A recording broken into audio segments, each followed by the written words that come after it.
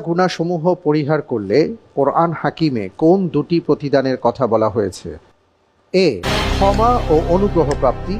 B, ছোটখাটো গুনাহ মাফ ও অতীব সম্মানজনক স্থানে প্রবেশ।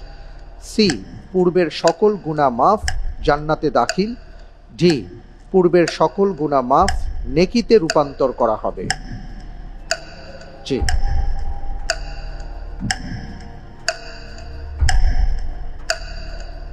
জি, আল্লাহর উপর ভরসা করে আমি উত্তর হিসেবে বেছে নিচ্ছি অপশন এ, ক্ষমা ও অনুগ্রহ প্রাপ্তি। অপশন এ ফ্রিজ করে দিব। জি, ইনশাআল্লাহ। ফ্রিজ করা হোক অপশন এ, ক্ষমা ও অনুগ্রহ প্রাপ্তি।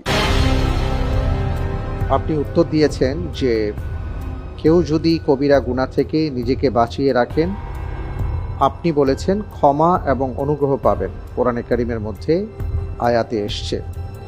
আপনার উত্তরটি সঠিক হয়নি। আলহামদুলিল্লাহ আলা কুল্লি হাল।